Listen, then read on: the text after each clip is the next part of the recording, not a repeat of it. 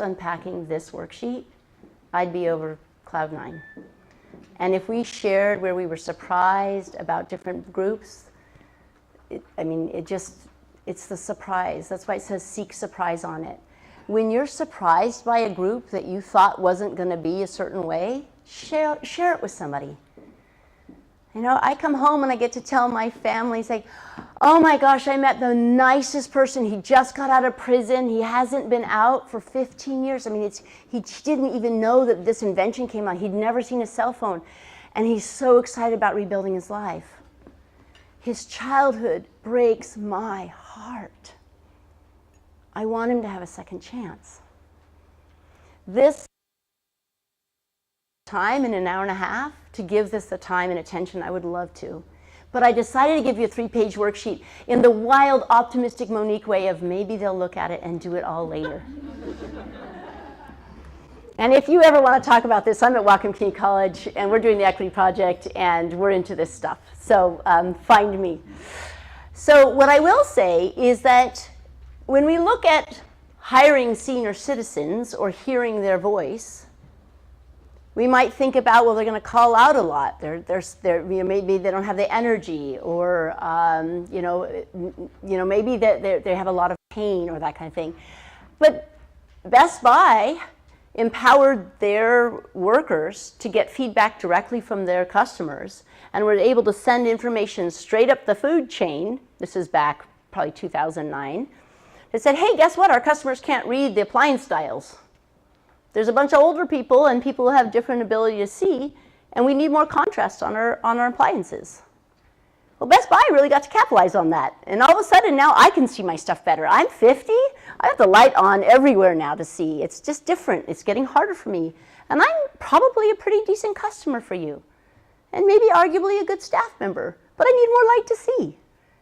And I still have years of buying power ahead of me. Right? So when we look at these things, what is it that these groups can bring to us to tell us, hey, what you're doing doesn't work for me, and I'd like to go. When my mom was dying of Parkinson's, it's a very slow and long death, we were able to figure out how hard it was to go to some restaurants because we couldn't move the chairs. They were just super heavy to put her wheelchair in. How hard it was to even get indoors to the business. So how is it that you might be able to reach out and ask people? Again, you're asking for their help. You're not rescuing people. You're saying, how is it that I'm making it really difficult for you to come join my team or buy my products and services?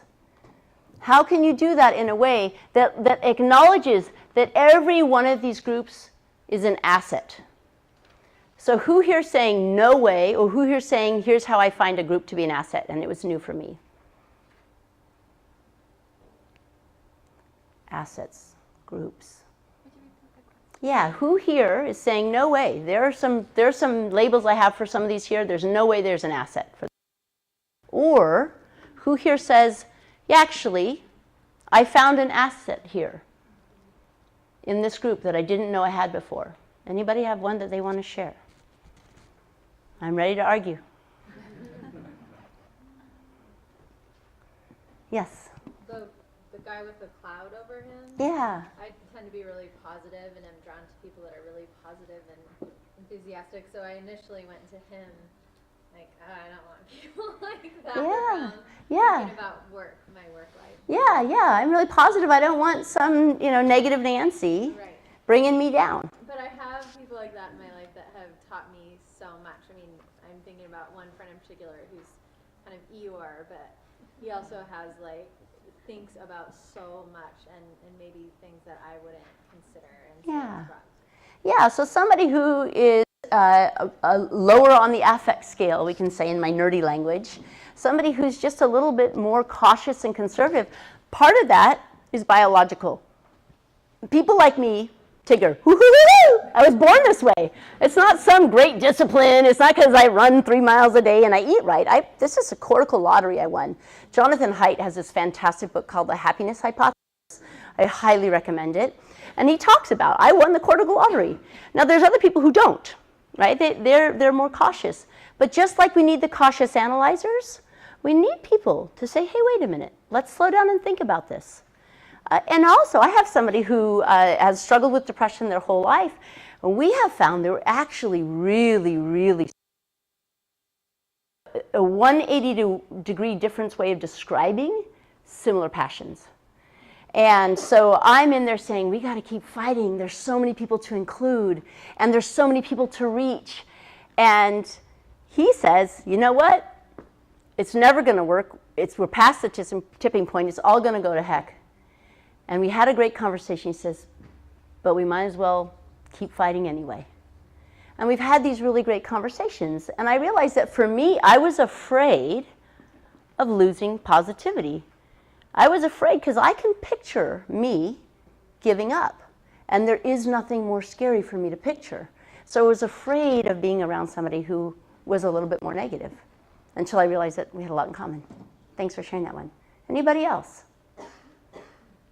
Yes? I'm just curious, are these moments in time for these people, or are these their personalities? Ooh, are these moments in time for people, or these are personalities?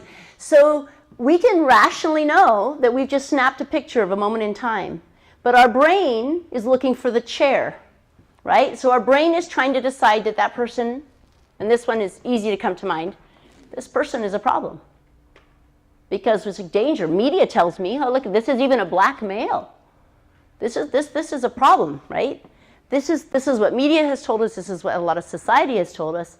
And we forget, and one of you gave the example, like, there's a whole life that was lived before one or more mistakes happened.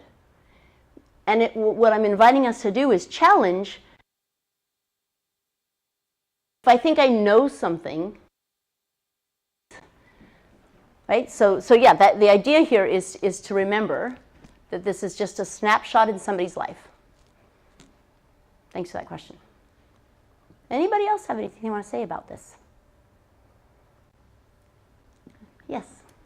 The child. Mm-hmm. So I have a child on the autism spectrum who has opened up so many opportunities for me to see people differently. He does not look different, but his mind works so much differently. And so it's my child that has shown me opportunity and asset there for how I move through the world.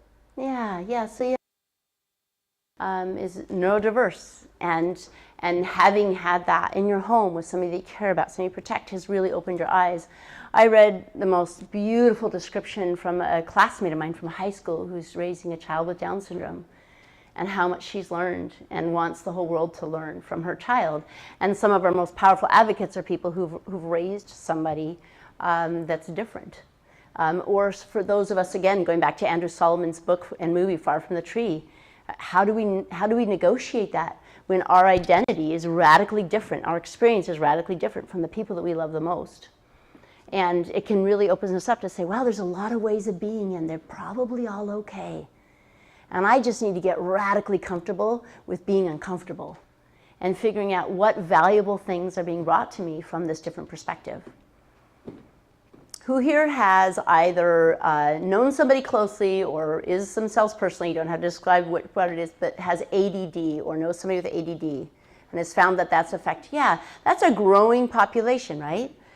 And what I know of the people that I have worked with ADD is if I can have really great open dialogue of setting them up for success and making sure that they have what they need, that hyper focus and that ability to scan continually can be a real asset. As long as we look at things as an asset instead of looking at them as a deficit, and we say, what is the strength that this brings to us? It can be a bit of a game changer. So what I'm going to ask you to do is look at the worksheet then, and we're just going to do the first page. At your table, or if you're feeling shy, just reflect on that first page. There's a few prompts there. I'd like you to take a minute to consider these questions. Feel free to share people at your table too if you'd like.